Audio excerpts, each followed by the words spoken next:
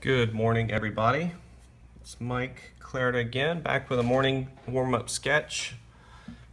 It's about 8:15. I've already completed one warm-up sketch, but I still have that feeling in my right hand that I need to keep going. So this morning I'm working on just some heads, some faces. I think it's a very good idea for everyone, to keep exploring, keep learning. That's a big thing with me, is to keep the tools in your toolbox up to date and always strive to learn something new. Today, of course, I'm using Copic marker again. I really enjoy using the Copic sketch markers, and I like the tones they give, and I'm working on watercolor paper. It's not the best thing to work on, but I figured, if they turn out the way that I want them to, the heads, then I eventually can throw some watercolor on there. Anyway, so let's get drawing. So today's shape is, typically I start out with, a circle, and then I kind of move on, and do something along these lines, and just, kind of feel it out. But today I wanted to start out with kind of a square shape, and go from there. So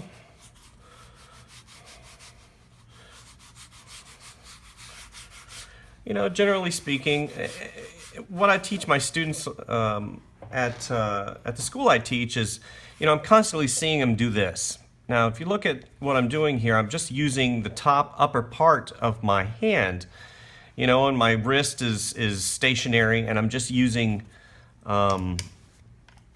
I'm just using this, and this is pretty much standard what all people do. They'll sit there and they'll noodle and they'll try to get their line like this, but what that does is it really inhibits, I feel, the line quality that we all possess. See, I use my entire hand, my arm, my forearm, to kind of feel the paper and feel it out. That of course comes with, drawing a lot, and you kind of get your happy medium. I'm not saying that not using, your entire forearm is wrong, because there's a lot of artists that, do this a lot. So, and that's one of the things with art, is you kind of have to think, what is the best avenue for me? Art is subjective. You got to find your best avenue. What's the fastest way that you can get to your objective? Whenever you're making money at art, you don't really have the luxury to, sit there and toil away, and spend 25, 35, 40 hours on a piece, when your client or whoever is paying you to do this is like, I need the artwork, Mike, I need it now. And you're like, well, it takes me 40 hours to do a piece, and if you don't like it, then hit the road. Well, they're going to say, okay, well, we're interested in using somebody else. But the plain fact of the matter is, the more time you spend on a piece, the less cost effective it is in the long run. The more you do, obviously, the more money you make, and the more freedom you're going to have to spend on those special projects, that ultimately get you to that freedom, that one day when you can, get up in the, 11 o'clock or 12 o'clock or whatever in the afternoon and say, hey, I'm going to take the day off just because, or I'm going to go down to the beach and I'm going to paint all day, I'm not saying that's a goal for everybody, but, that'd be a nice goal overall, is to have that freedom. And that's what money gives you, is that freedom. Not only to have, days off, but also to buy the markers you need. These things don't last as long as I'd like. My goodness.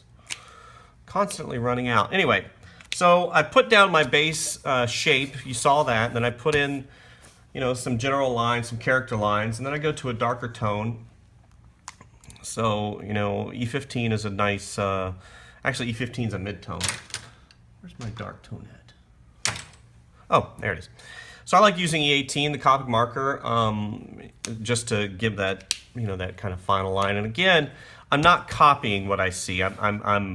I put in my base, and now I'm kind of modify the existing. And two, always thinking of the form. You know, what form does this have? You know, and how long, I'm sorry, not how long, but what, how am I going to modify it to give it an attractive, attractive viewpoint or character design? It helps is if you've drawn a lot of faces, which, I did, early in my career. I was really, of course, whenever I was in school, I was really into character art. I just to be a character designer. I want to be an illustrator. I want to, experience that whole thing. And of course, I told you in the last video that, the world kind of changed things around for me. So I kind of had to modify, and I ended up doing apparel for years and years, which there's nothing wrong with doing apparel. I know a lot of great illustrators that do apparel. It teaches you a lot of really good things, habits and whatnot. But, you kind of get classified into that grouping of, oh, you're an apparel artist, so you're not really an illustrator. I'm like, well, you're on dope if you don't think I'm an illustrator, because, I just do apparel. But, there's a lot of really great artists out there that are apparel artists. One of the artists that I really enjoy on a constant basis, he's a really, I consider him a great colleague, is Brian Allen. He's a fantastic apparel and t-shirt artist. And, he's been doing, I don't know how old he is, he's probably been doing it the same amount of time I have. And, okay, so this is pretty good. So I'm going to move on to the next one. So once I kind of get this established, not the greatest. Again, I'm basically, I'm looking for just a general feel, of what, again, here's that same shape. I'm using that same shape. And I got construction lines where I think the eye would be, and I typically put in, just a simple ear. I think I make this a little woman. How's that sound? And again, my marker's running out. Bastard marker! Can tell I love these markers, which I do.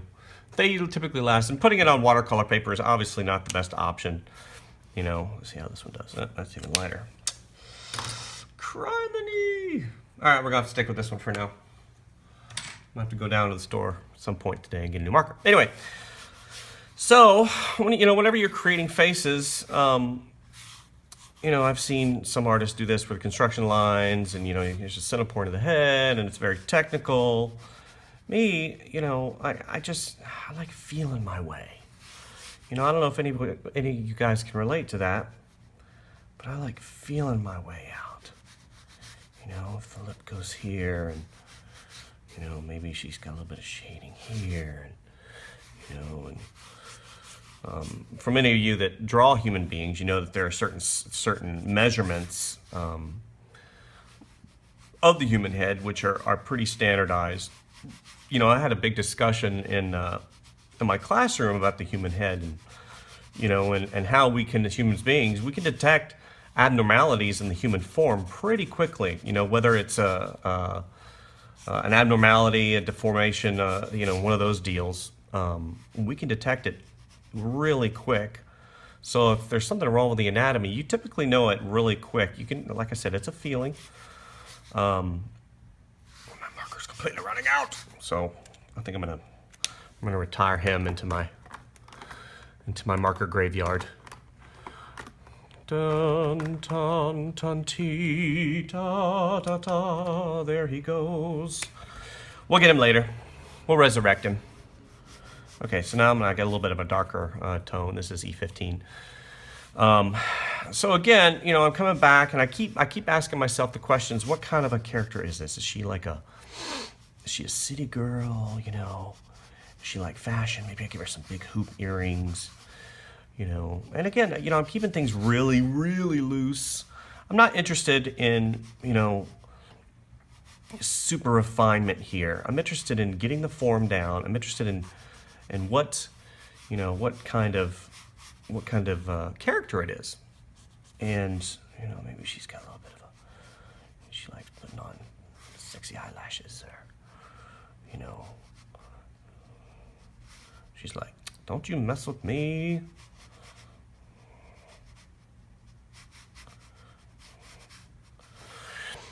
Yeah, yeah,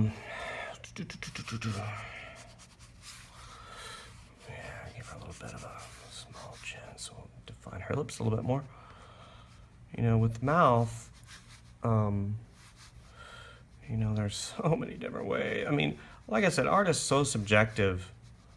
You know, what is attractive to me is not going to be attractive to you. It's not going to be attractive to, you know, so-and-so. But, you know, whenever you're doing this, again, I'm always trying to push that envelope a little bit.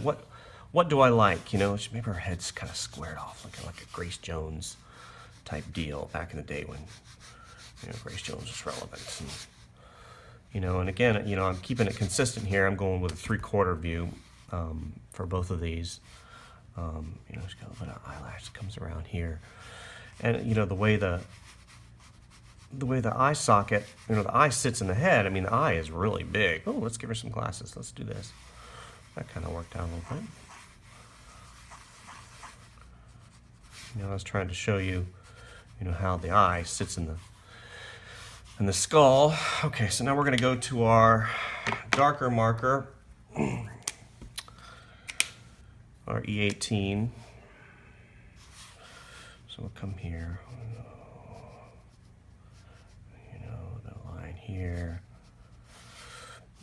You know, there's different styles out there. You know, you're going to develop your own style when you draw. You know, again, what works best for you. I'm messy. I'm a messy artist. You know, I like my lines. I like the construction lines. You know, can I do really polished, you know, character art? And of course I can. You know, if I want to spend tons and tons of time on it. And again, you know, I'm all about making things look nice, but on the other hand, you know, if it makes sense to just put it in rather quickly, yeah, maybe she's like a spy. You know, she's like, I see you. I see what you're doing. This little divot here comes around the shape of the mouth. So, again, the purpose of these is not to have an amazing, polished piece. You're basically warming up. That's what you're doing. You're warming up for the day. You know, I've got quite a few projects on my plate today, so I really enjoy just getting in here and doing, you know, the quote unquote legwork, dirty work to get me warmed up. And again, I'm you know, I'm not saying it's the only way, of course. I'm saying it's my way. Got a little bit of a shadow under her nose here, and maybe the whole right side of her face is in shadow. You know, and it comes around here, and the way the form goes, it's like that. And her lip has cast a little shadow right there. You know, and comes up here, and I really like the texture of the paper. I like that feeling, the texture. Okay, so move on to the next one. You know, I'm trying to start these videos to, you know, kind of be a learning process for you guys, and how you can go about, you know, doing, you know, something that you're interested in. If you're interested in drawing, you know, what I tell my students at school is, you know, I'm not just teaching you how to draw. I'm teaching you a construction line here. I'm teaching you a life skill. A life skill, you know, you know, what are you going to put in your toolbox, your life toolbox? You know, part of this is observation. You know, I think I drew him too close to the bottom of the paper. That's obviously something I'm going to have to deal with. So yeah, as always, obviously I drew this too close to the bottom of the paper, so I'm going to have to deal with it. All right.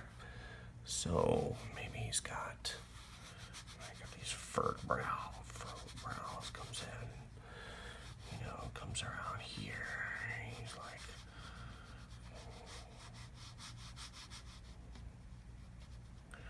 kind of the same expression across the board here. Just different ways of doing it, you know, within the same shape dynamic and figuring out, you know, what's the best.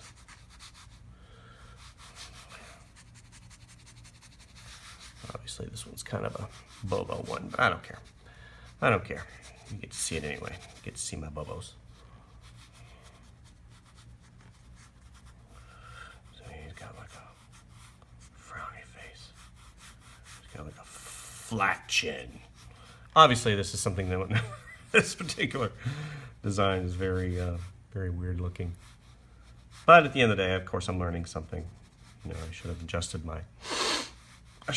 the sizing. But anyway, so, you know, comes here, and the way the ear works in a 3/4 view, you know, draw it enough, and then you kind of get the, just to, you know, goes a little bit higher. A little bit higher than the top of the eye. So it goes around here. He's like, "You should not have put mayonnaise on my sandwich.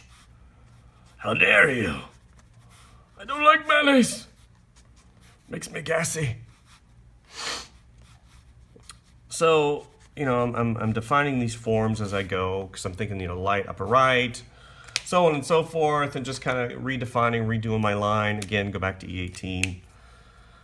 And you know, most of the time, these particular drawings, they won't ever see the light of day. I won't ever put these in my portfolio. I won't, you know, it's not something that, you know, I want to particularly share too much. We got a little bit of a fur brow. Yeah, you come in here, you got the eyeball comes up, and a little bit of baggage. He needs to get more sleep. Maybe he's got a new baby at home. He's like, "I don't like to change diapers." No. But I need to.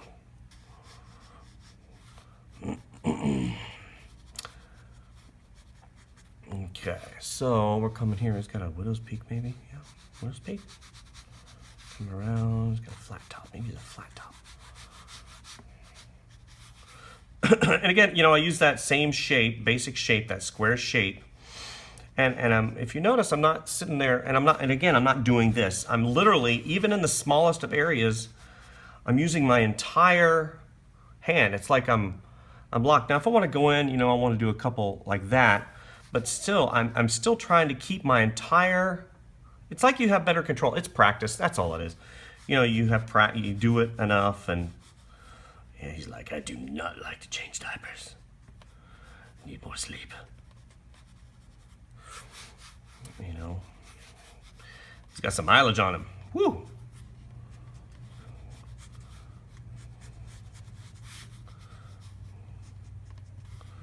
Got that little divot right there. Comes down. Okay. So kind of cut him off, huh? All right, that's fine. Whatever. You know, maybe he's got. Ooh, here we go. You know, he's got some stuff going on, and you can try pretty much anything whenever it comes to drawing. You just, you know, have fun with it. My goodness, you got too many other things in the world going on, you know, that can upset you. You know, you need to have fun with your drawing. Don't stress out. You know, it's so funny whenever I see kids, you know, and some adults, and even, you know, I remember being in school, people not being able to start something because they're afraid of messing up the paper. That is ridiculous. You know, and I keep saying, look how Mr. Mike starts. I'm messy. I want to get in there. I want to try it. I want to see what I can do, what works, what doesn't work, you know, how can I make it work? All right, so this time I'm going to do something a little bit different. I'm going to do 18. Oh. Haha. I didn't realize on the left side. See, that's what happens when you get concentrated on stuff. You don't realize that, oh, wait a minute. That looks pretty sad. That looks like sad. Oh, that's sad. Okay, he's going to be retired too. So I need to pick up some Copic markers. Okay, so here's the final, what I'm going to do. I'm going to do it probably right over here, and I'm going to change the shape up a little bit, just because, you know, I want to show you a different, different way of executing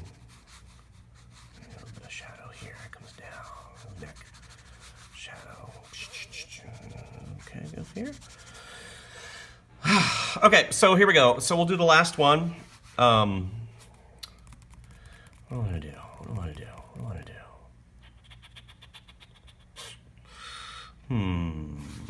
Okay, this is going to be a little bit harder, so I'll move the paper over just a little bit. Okay, do another woman? Yeah, let's do equal. So we'll do 2 guys and a lady, another lady. So again, I'll start out, and this time I'll, messy.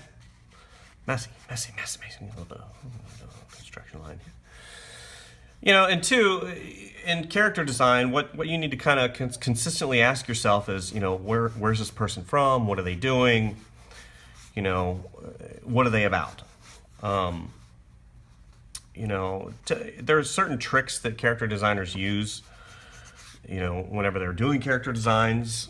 If I were to do, small head up top, and then you got this big jaw that comes down, like this, and you got maybe a brown, maybe he's got like a flat top. It kind of denotes a little beady eyes, little nose,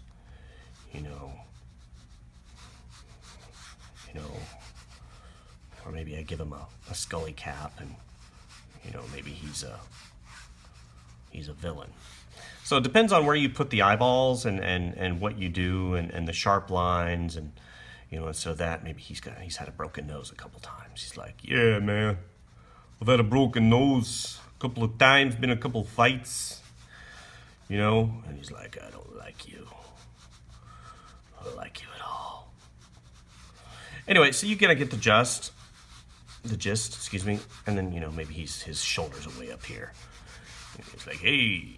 He's got that scully cap. Anyway, what I'm trying to iterate to you is, depending on where you put the eyeballs on your plane, okay, your face plane, and exactly the size of them, a lot of times it helps to do thumbnails.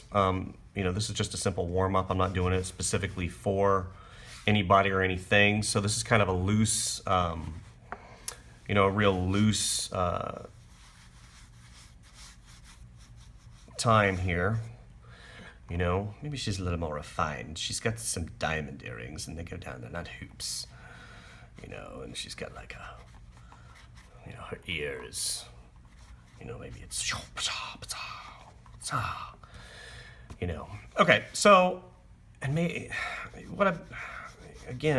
feeling out, there's so many different ways to do these things. She's, her nose is simple.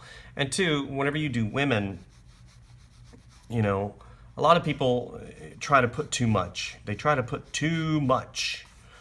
Too many lines, too many wrinkles.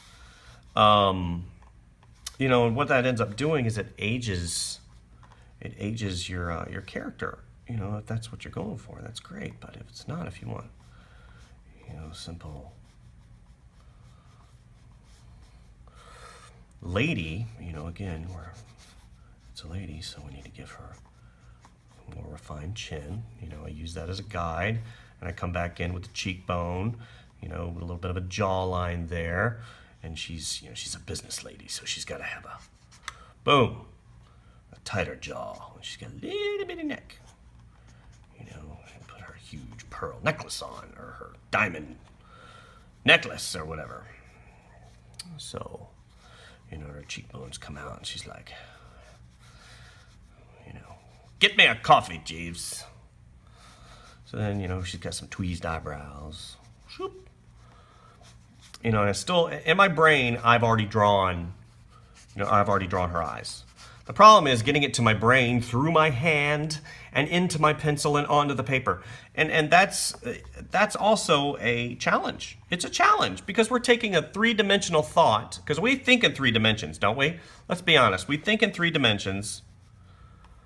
But, give her some eyebrow, some eyelashes. Yeah, she's,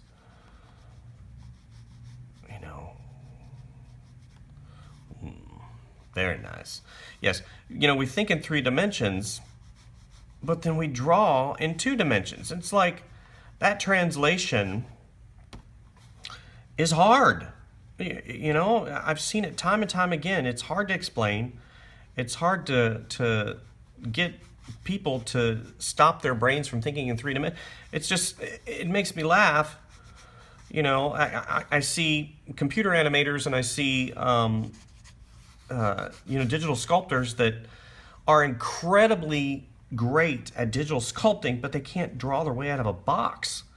It's because we think in 3 dimensions. It's like we're going at it backwards. You know, I think that, you should start out drawing 3 dimensionally. And how do you do that? Well, you sculpt and, you start thinking in that third dimension. It's like you have, let me get my other marker here. It's like you have that mind block. Very nice. That mind block, and you're like, okay, draw a sphere. And people are so funny because they'll do this and then they'll do this.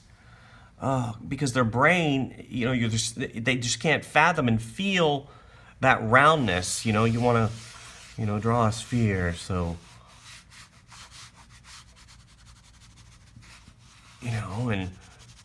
and feel it out, that plane, and thinking, we've all done this. This is one of the exercises I teach the kids. And man, it's hard for them to kind of fathom what exactly this is, but they recognize it as being a cube, and they relate to it much better. I don't know what I'm trying to say. Basically, thinking in 3 dimensions and then drawing it in 2 dimensions to look 3 dimensional. I mean, it's it makes me, yeah. Anyway, so basically, I'm almost done here. I've kind of established that, and two, I've always told my students, I've always said, what you need to think about is, this isn't, to me, drawing is a natural thing that I've always loved to do. Was I always good at it? No. No. And I still struggle, constantly to, reconfirm and reaffirm. Making that ear nice and tight. Just kind of a little bit of diamond earrings there.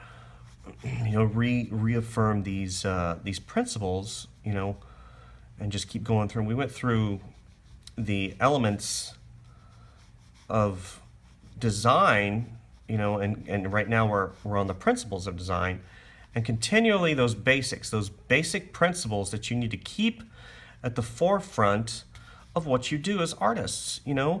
What is form? Shape, value. All of these things. Balance. What is balance? Rhythm. Does your picture have a rhythm? And I'm always thinking, am I doing these things? And what I realize is, as through my process, I am doing those things, but I don't sit there and name them. I tell the students, I say, eventually this will turn into a feeling. Does it feel right? Is that something that works? And hopefully you get to the point where it does. There will be challenges. Okay, good. Do this. We'll do dark hair. There will be challenges, a lot of them.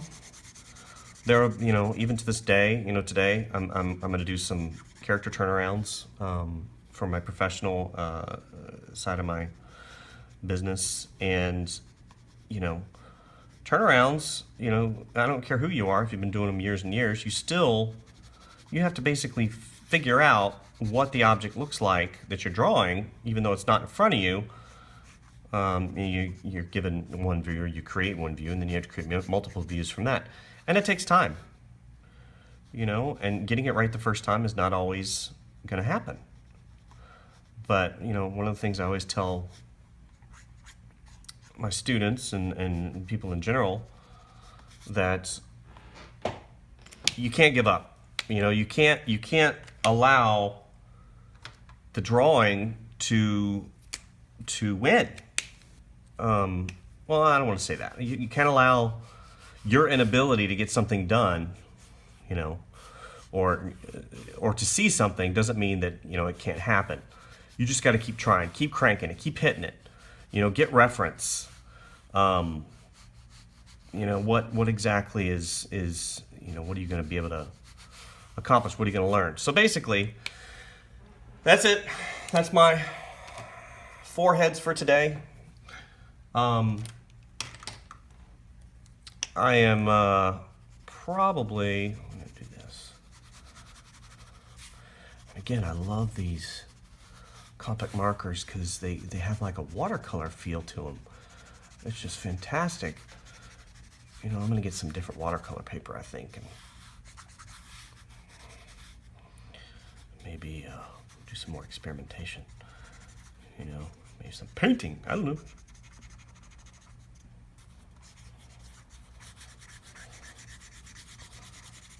So anyway, that is all for today. Like, share, and subscribe, of course. A lot of people make money from YouTube. I do not. Would I like to make money from YouTube? I'm sure that you know, if eventually, you know, things take off and then, you know, the videos are actually making money, great. But I'm not doing it for that. That's not why I do things, or that's not why I do this. It's to get the information out there. It's to share, you know, what I do. There's a whole myriad of things that I'm going to be putting in these videos, you know, from t-shirt design to character design to digital illustration to animal, you know, just pretty much everything that I am trying to accomplish. You know, eventually I'd like to do some digital sculpting, but again, you know, that's a different story. It's a little bit different, you know. Anyway, so I guess this is it. God bless, and we will see you next time.